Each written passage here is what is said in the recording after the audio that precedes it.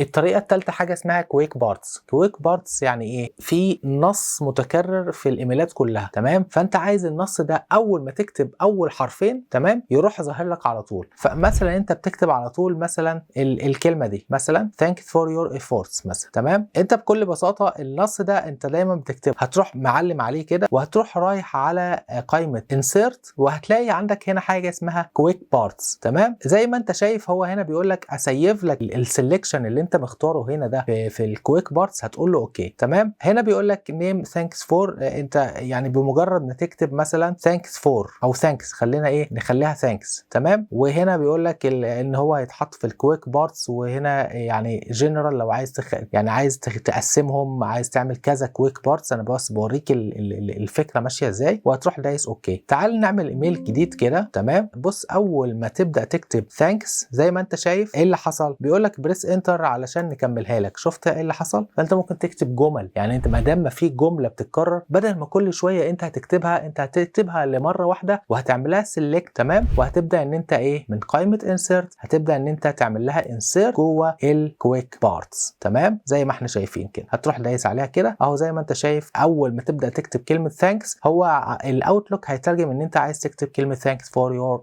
efforts، تمام؟ فهنا دي الطريقه الثالثه ان انت تقدر ان انت تقلل حجم الكتابه اللي انت بتكتبه، وتقدر ان انت تعمل تمبلتس جاهزه بحيث ان انت توفر على نفسك وقت.